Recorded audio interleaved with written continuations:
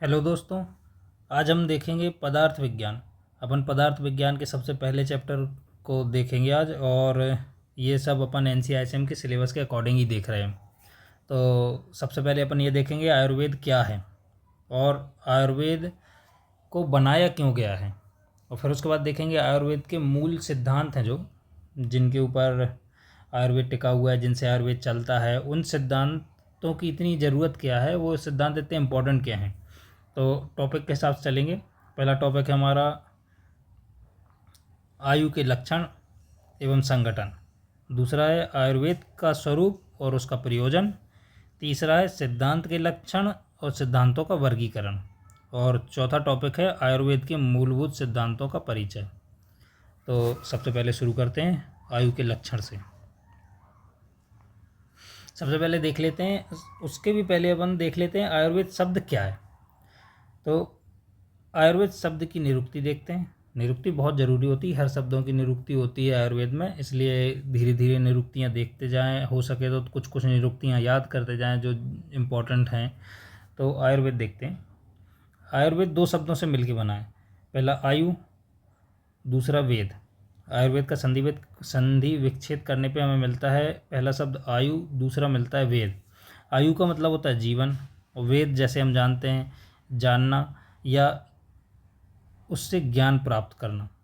जो विज्ञान हमें किसी चीज़ का ज्ञान प्राप्त कराता है, जो शास्त्र हमें किसी चीज़ का ज्ञान प्राप्त कराता है, उसे हम वेद कहते हैं। अगर आयुर्वेद को पूरा मिला दें तो उसका अर्थ बनता है जिस शास्त्र से आयु का ज्ञान प्राप्त किया जाए उसे आयुर्वेद कहते हैं। और अब देखते हैं अपन आयु के लक्षण। आयु के लक्षण हमारे चरक सूत्र में दिए गए हैं। पहले अध्याय, चरक सूत्र स्थान के पहले अध्याय जो दीर्घ जीवितीय स्थान है, उसके 42वें नंबर के श्लोक में उसमें लिखा है शरीर, फिर उसके बाद इंद्रिय, फिर उसके बाद सत्व और आत्मा। शरीर, इंद्रिय, सत्व, आत्मा संयोगे। शरीर, इंद्रिय, सत्व, आत्मा के संयोग से आयु बनती है। शरीर देखते हैं, शरीर क्या है, शरीर कैसे बनता है। हमने क्रिया शरीर के पुराने वाले लेक्चर में देखा था। शरीर मुख्य रूप से 3 चीज़ों से मिलकर बनता है, दोष, धातु और मल। इन्हीं के समावेश को शरीर कहते हैं। इंद्रिय ऑर्गन्स, सेंस ऑर्गन्स होते हैं। इंद्रियां सबसे पहले देखते हैं ज्ञान इंद्रियां 5 प्रकार की होती हैं। इनको अपन आगे और देखेंगे और डिस्क्राइब करेंगे, पांचों प्रकार की इंद्रियों को जानेंगे। कर्मेंद्रियां भी 5 प्रकार की होती हैं, इनको भी अपन पूरा अलग अलग चीज़ों में डिस्क्राइब करेंगे, पांचों इंद्रियों को जानेंगे। और एक होती उभय इंद्रिय। उभय इंद्रिय मन को कहा गया है। टोटल होती हैं 11 इंद्रियां। फिर उसके बाद देखते हैं सत्व। सत्व से यहाँ आचार्य ने मन कहा है। जिससे किसी चीज़ का ज्ञान प्राप्त किया जाए उसे सत्व कहते हैं। ज्ञान हमें मन से ही प्राप्त होता है। मन से मनन की क्रिया करते हैं, सोच सकते हैं, समझ सकते हैं, इसलिए सत्व भी जरूरी है आयु के लिए। और सबसे मुख्य और सबसे अंतिम चीज़ है आत्मा। आत्मा निर्विकार होती है, नित्य होती है, दृष्टा होती है। दृष्टा का मतलब यहाँ दिया गया कि सब कुछ देखती है आत्मा, जो भी हो रहा है, जो कर रहे हैं। और आत्मा कभी ख़त्म नहीं होती। आत्मा अजर होती है, अमर होती है, अविनाशी होती है। आत्मा हमारी कभी ख़त्म नहीं होती। शरीर ख़त्म होता है, शरीर का क्षय होता है, आत्मा का क्षय नहीं होता। अब उसके बाद अपन देखते हैं आयु के पर्याय, जैसे कि श्लोक में पहले से दिए गए हैं। शरीर, इंद्रिय, सत्व और आत्मा के संयोग से आयु जो बनता है उसे आयु कहते हैं। और उसके बाद धारी, जीवित, नित्यग और अनुबंध आयु के पर्याय हैं। आयु के पर्याय कौन कौन से बताए थे अपन ने। सबसे पहला धारी, दूसरा जीवित, तीसरा नित्यग, चौथा अनुबंध। पहले आयु के पर्याय में देखते हैं धारी। शरीर को धारण करता है इसलिए तो वो धारी है। जो शरीर को धारण करता है वो धारी है। तथा शरीर को सड़ने व गलने से रोकने वाला। शरीर में कई प्रकार के दोष आ जाते हैं, बहुत प्रकार की बीमारियां होती हैं, रोगी होता है शरीर, तो रोग की स्थिति में शरीर सड़ सकता है, गल सकता है या उसका क्षय हो सकता है। उन सबको रोकने वाला क्या होता है? धारी। जीवित, जीवित के तो शब्द से ही आप समझ रहे हैं, जिसमें प्राण हो वो जीवित रखता हो वो जीवित है।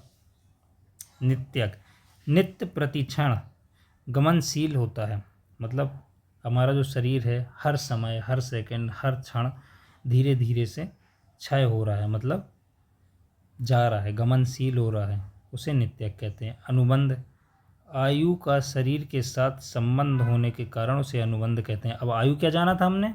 ये 4 चीज़ें मिलकर आयु बनाती हैं, और इन 4 चीज़ों का शरीर के साथ जो संबंध है उसके कारण से शरीर का, आयु का एक पर्याय क्या है? अनुबंध भी है।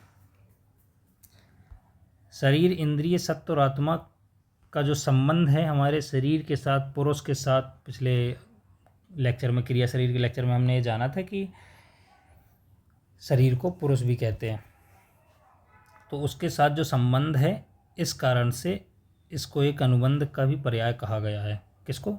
आयु को। ठीक, ये छोटे छोटे रूप में देख रहे हैं। ये पहली लेक्चर है पदार्थ विज्ञान का। इसके बाद अपन इन सब चीज़ों को आगे हर चैप्टर में डिस्क्राइब करते चलेंगे थोड़ा थोड़ा, और चैप्टर के अकॉर्डिंग जैसी वहाँ पे ज़रूरत लगेगी या जो उस टॉपिक में ज़रूरत होगी उस टॉपिक में और अच्छे से डिस्क्रिप्शन के साथ पढ़ाएंगे।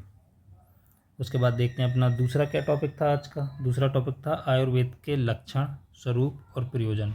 ये बहुत इंपॉर्टेंट टॉपिक है और इससे बहुत सारे क्वेश्चन भी आते हैं हमारे एग्ज़ाम में। तो इस टॉपिक को देखते हैं एक बार। इस टॉपिक में सबसे पहले अपन देख लेते हैं श्लोक। श्लोक दिया गया है, ये आयुर्वेद के लक्षण का श्लोक दिया गया है। कहाँ? चरक के सूत्र स्थान के पहले अध्याय। पहला अध्याय मतलब दीर्घ जीवित अध्याय के 41 नंबर का, मतलब 41 नंबर का श्लोक है। इसको अगर याद रख सको तो ज़रूरी है, रख लेना। बाकी ये श्लोक तो बहुत जगह पूछा जाएगा और आगे धीरे धीरे जैसे अपन पढ़ते जाएंगे याद हो जाएगा। ज़्यादा इसको रटने की या चिंता करने की ज़रूरत नहीं है। आगे अपन बहुत पढ़ेंगे इसको, बहुत बहुत सी जगह ऐसी हैं जहाँ इसका इस्तेमाल होगा। तो देखते हैं। हिताहितम सुखम दुखम आयुस्तस्य हिताहितम मानम च तच्च यत्रोक्तम आयुर्वेदः स उच्यते। मतलब देखते हैं इसका। जिस शास्त्र में हितायु, अहितायु, हित अहित, सुखायु और दुखायु, सुख दुख का वर्णन हो और जिसकी सहायता से आयु की प्राप्ति हो उसे आयुर्वेद कहते हैं। अब आयु क्या था वो हमने ऊपर जाना, और जिस वेद, जिस शास्त्र, जिस चीज़ के ज्ञान से हमें आयु की प्राप्ति हो उसे आयुर्वेद कहते हैं। आयु क्या था? शरीर, इंद्रिय, सत्व और आत्मा का संयोग, और इनके संयोग का ज्ञान जिस शास्त्र से प्राप्त हो उसे आयुर्वेद कहते हैं। आयुर्वेद शास्त्र में हितायु दिया गया है, अहितायु दिया है, सुखायु है, दुखायु है। अगर हितायु जाने अपन तो हितायु क्या होता है? हितायु वो है जिसमें हम सात्विक तरीके से अपना जीवन व्यतीत करते हैं, भलाई करते हैं, दूसरों के दुख को समझते हैं, गरीबों को दान पुण्य करते हैं, पूजा पाठ करते हैं, शाकाहार भोजन करते हैं, वो हितायु है। अहितायु इसके बिल्कुल विपरीत है। झगड़ना, ईर्षा, मोह, ये अहितायु में आ जाता है। सुखायु, सुखायु सबसे बड़ा सुख शरीर का क्या है? निरोगी काया। अगर हम सात्विक आहार विहार करेंगे, हमें किसी औषधि की, किसी औषधि की ज़रूरत नहीं होगी, हमारे शरीर में कोई बीमारी नहीं होगी, तो वो सुखायु में आ जाएगा। दुखायु, अब दुखायु देखो, कुछ लोग ऐसे देखे होंगे अपन ने जो रोग से ग्रस्त होते हैं, जिनको दवाइयाँ लेनी ही पड़ती हैं। अगर कोई शुगर का पेशेंट देखा है, अगर आप जानते हो किसी शुगर के पेशेंट, तो उसको एक टैबलेट शुगर की रोज़ खानी होती है। वो टैबलेट मिस कर जाएगा, उसका शरीर उसको बता देगा कि टैबलेट मिस कर दिया है, परेशानियां होने लगेंगी उसको। ब्लड प्रेशर वाले रोज़ एक टैबलेट खाते हैं बीपी को कंट्रोल रखने के लिए। अब उनको ये सुख थोड़ी है शरीर में, ये तो उनके शरीर में दुख है। ये वो दुख आयु जी रहे हैं, शरीर रोगों से ग्रस्त है, पहले जैसा काम नहीं कर रहा, स्वयं कुछ करने की क्षमता नहीं है, ये दुख आयु है। इसी टाइप से 4 आयु होती हैं, इनके बारे में हम और जानेंगे। ये बस हमने ऐसे ओरली बता दिया है। उसके बाद देखते हैं अपन आयुर्वेद का स्वरूप। आयुर्वेद के स्वरूप में देखना है हमें कि जो आयुर्वेद का फ्रेमवर्क क्या है, वो बना कैसे है। स्वरूप वही होता है जो हम देखते हैं, किसी का चेहरा देखा है, कभी कभी किसी का सुंदर स्वरूप होता है, कभी कभी किसी का सुंदर स्वरूप नहीं होता। कुछ चीज़ें हमें पसंद आती हैं, कुछ नहीं आती हैं। तो अपन देखते हैं आयुर्वेद का स्वरूप। आयुर्वेद का स्वरूप, आयुर्वेद का वर्णन कैसे करेंगे हम। आयुर्वेद जीवन का विज्ञान है, मतलब जो जीवन है उसका विज्ञान है आयुर्वेद। अतः जीवन से संबंधित जो भी ज्ञान उपलब्ध है वह सब आयुर्वेद का स्वरूप है। सबसे पहले बोला है आयुर्वेद जीवन का ज्ञान है, जो हम जीवन जी रहे हैं, कैसे जी रहे हैं, क्या खा रहे हैं, पी रहे हैं, आहार विहार दिनचर्या, ये जीवन का ज्ञान सब आयुर्वेद है। और जीवन से संबंधित जो भी ज्ञान उपलब्ध है इस ब्रह्मांड में, संसार में, वो सब आयुर्वेद है। ये आयुर्वेद का स्वरूप है। और सबसे इम्पोर्टेंट, ये कभी मत भूलना, अगर ये लेक्चर देख रहे हो और BAMS के स्टूडेंट हो तो ये चीज़ कभी भूल कर भी मत भूलना। रटना मत, धीरे धीरे बोल बोल के याद करा देंगे और याद हो जाएगा आराम आराम से, जैसे जैसे आगे बढ़ते जाएंगे अपन। पर ये लाइन हमेशा याद रखना, ये हमारे आयुर्वेद का प्रयोजन है।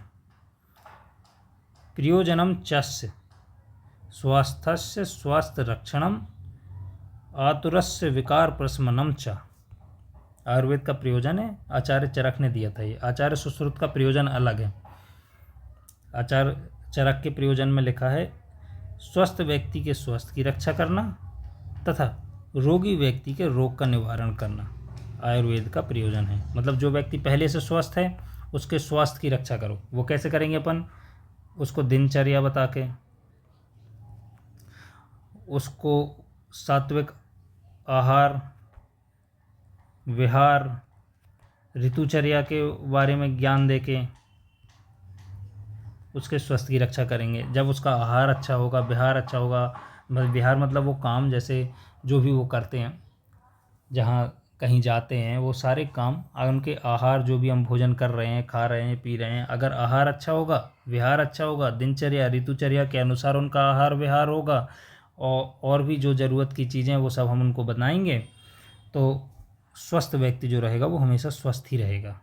लेकिन जो रोगी व्यक्ति है उसके रोग का निवारण हम औषधियों के द्वारा करेंगे, चिकित्सा के तरीकों के द्वारा करेंगे, जो उनके हेतु होंगे उनको जान के उनके रोग का निवारण करेंगे। और फिर जब रोगी के रोग का निवारण हो जाएगा तो वो क्या हो जाएगा, रोगी से वो स्वस्थ हो जाएगा। तो जब वो स्वस्थ हो जाएगा तो हम फिर से उसके स्वास्थ्य की रक्षा वैसे ही करेंगे। इसका मतलब है कि पहले स्वस्थ व्यक्ति को स्वास्थ्य की रक्षा करो और जो रोगी है उसको स्वस्थ बनाओ और उसके भी स्वास्थ्य की रक्षा करो। इसके डीप में जाएं, ऐसा आचार्य चरक ने कहा है। आचार्य सुश्रुत के अनुसार उनके प्रयोजन में सबसे पहले ये मेंशन किया गया था कि आतुर व्यक्ति के रोगों का निवारण करो। आतुर मतलब रोगी होता है। आतुर व्यक्ति के रोगों का निवारण करो और स्वस्थ व्यक्ति का स्वास्थ्य बनाए रखो। ये आचार्य सुश्रुत के प्रयोजन में है। पर आचार्य चरक वाला प्रयोजन याद रखना, ये काफ़ी इम्पोर्टेंट है और आयुर्वेद पढ़ते पढ़ते याद हो जाता है, तो इसलिए ज़्यादा चिंता मत करना इस श्लोक को लेके। इसके बाद अपन देखते हैं आयुर्वेद के सिद्धांत। सिद्धांत देखने से पहले हमें जानना होगा कि सिद्धांत होता क्या है, सिद्धांत क्या होते हैं, सिद्धांत के लक्षण क्या होते हैं, वो हम जानते हैं। सिद्धांत के बारे में देखें अगर अपन, तो सबसे पहले देखेंगे सिद्धांतों के लक्षण। देखिए, सिद्धांतो नामा साया परीक्षके वुहुर्विधम परीक्ष हेतु विसच्य साधायित्वा स्थाप्यते निर्णय। मतलब इसका मतलब देखने पर, इसका मतलब होता है सिद्धांत का नाम दिया गया है सिद्धांतो नामा साया, जिसमें परीक्षकों मतलब जो रिसर्चर्स होते हैं, जो परीक्षक होते हैं, जिसमें परीक्षकों के द्वारा अनेकों परीक्षाएं, परीक्ष विषयों मतलब रिसर्च के टॉपिक, परीक्ष हेतु विषय, जिसमें परीक्षकों के द्वारा अनेकों परीक्ष विषयों की परीक्षा करके, मतलब जो रिसर्चर्स होते हैं वो बहुत सारे टॉपिक्स पर रिसर्च करके उनके हेतुओं मतलब रीजंस, जो भी उनको रीजंस मिलते हैं वो रीजंस निकाल के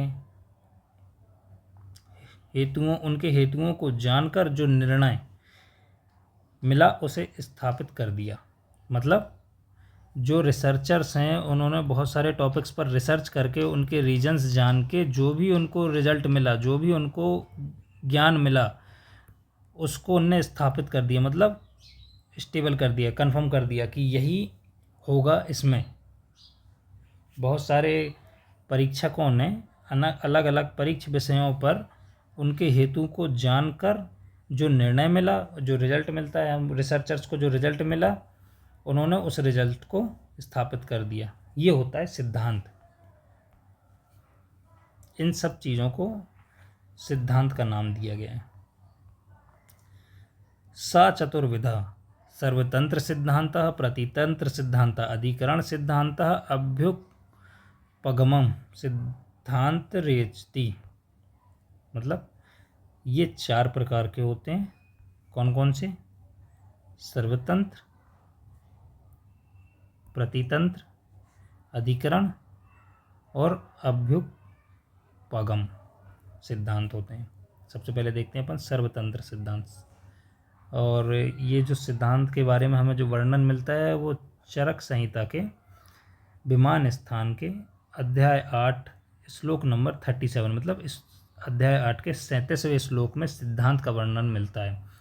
अगर ये वाला श्लोक ना याद हो कोई बात नहीं है, ये हिंदी लिख देना, और लेकिन लिखना इसी टाइप की वर्डिंग में जैसे श्लोक को तोड़ के निकाला हो। ये वाला श्लोक तो अपने आप याद हो जाएगा। जब अपन ये 4 सिद्धांत के टॉपिक पढ़ेंगे अपने आप इनके नाम याद हो जाएंगे, क्योंकि इस श्लोक में कुछ नहीं है। इस श्लोक में सिर्फ लिखा है सा चतुर्विधस, मतलब ये 4 प्रकार के होते हैं। फिर उसके बाद इनके सिद्धांतों के नाम लिखे हैं कौन कौन से।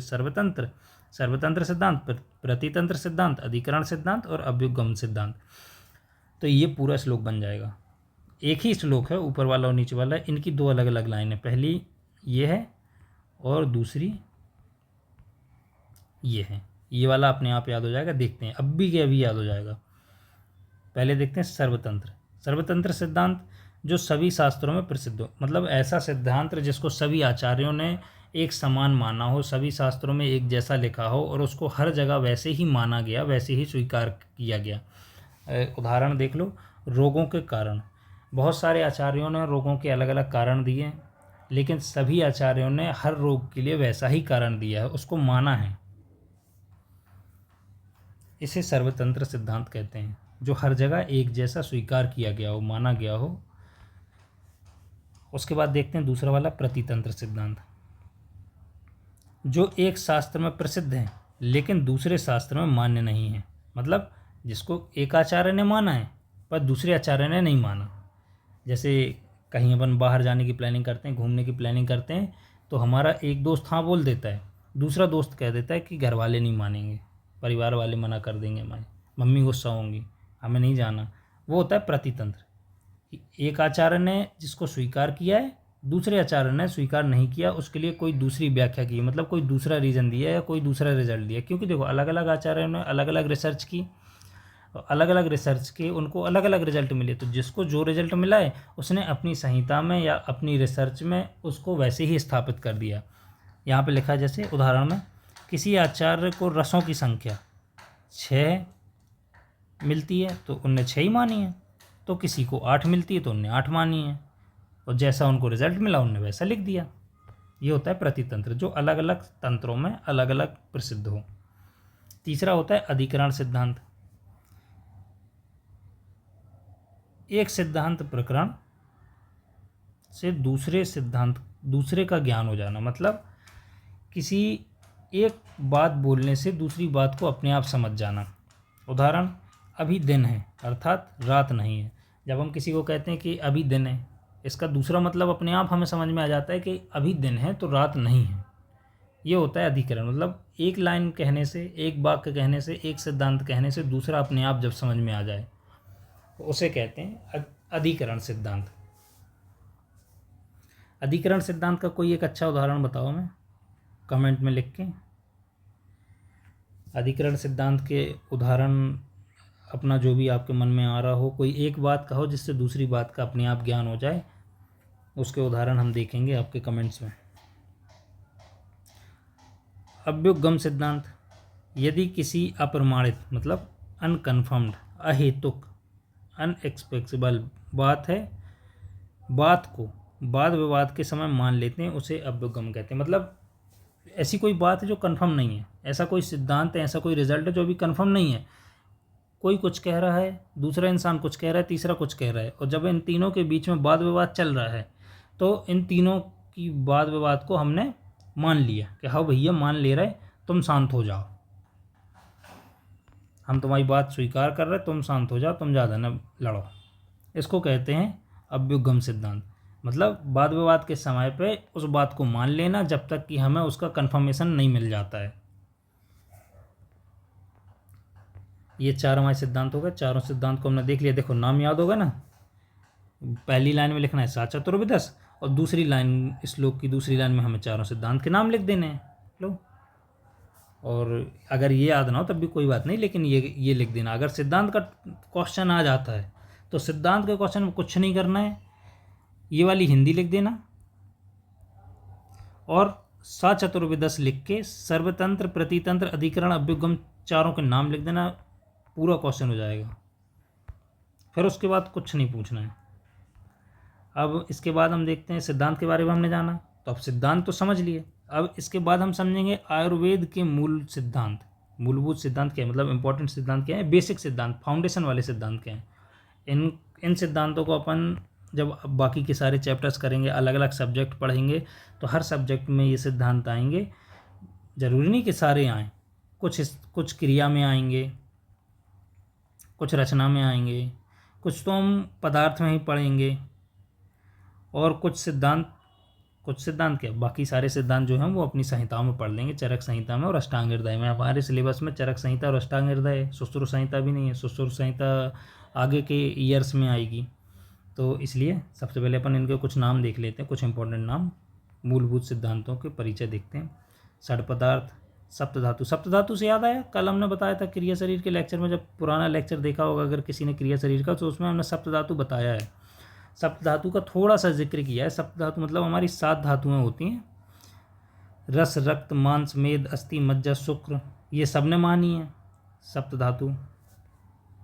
मोक्ष, अभी हम पदार्थ विज्ञान के जब अगले चैप्टर में जाएंगे दर्शन निरूपण में, तो दर्शन के अकॉर्डिंग हम देखेंगे अलग अलग आचार्यों के, अलग अलग दार्शनिक कालों ने अलग अलग अपने अपने मत रखे हैं, पॉइंट्स रखे हैं। उसमें कुछ आचार्यों ने मोक्ष का भी वर्णन किया है, जिक्र किया है, वो भी देखेंगे। त्रिगुण सिद्धांत, 3 गुण वाला सिद्धांत हमने देखा था, सत्व, रज, तम।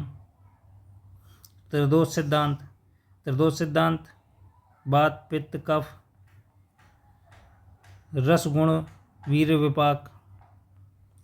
ये सिद्धांत के नाम कुछ 5-6 नाम याद कर लेना, कुछ ज़रूरी नहीं है कि सारे करो। अगर क्वेश्चन आ जाता है, एग्जाम्पल डालना है, या फिर हमें MCQ में आ जाता है, तो ये देखना ज़रूरी होगा। तो कुछ नाम याद कर लेना, मतलब देखो ये तो याद हो ही जाएंगे। सप्तधातु पढ़ते पढ़ते आराम से याद हो जाएंगे। सप्तधातु, मोक्ष, त्रिगुण, त्रिदोष, ये सब याद हो जाएंगे। देखो चिकित्सा के चतुष्पाद एक अलग से टॉपिक दिया गया है और एक बढ़िया टॉपिक है, इसको अपन पढ़ेंगे, डिस्कस करेंगे। ओज हमारी 8वीं धातु है। बहुत सारे आचार्यों ने इसको माना है, बहुत सारे आचार्यों ने इसको नहीं माना है, लेकिन हम फिर भी इसको पढ़ेंगे। ओज को अगर मॉडर्न से देखें तो ये मॉडर्न को, ह्यूमैनिटी को डिनोट करती है, अगर मॉडर्न के साथ कोरिलेट करें। बाकी ओज में बहुत कुछ है पढ़ने के लिए, हम सब देखेंगे आगे। लोक पुरुष साम्य सिद्धांत। पंचमहाभूत हमने क्रिया के लेक्चर में देखे थे, इंट्रोडक्शन दिया था पंचमहाभूतों का। आकाश, वायु, अग्नि, जल, पृथ्वी, ये 5 महाभूत होते हैं। ये इनको भी अपन पढ़ेंगे और अच्छे से पढ़ेंगे। धातु पोषण सिद्धांत, ये क्रिया शरीर में आएगा और बहुत बढ़िया टॉपिक है। धातु पोषण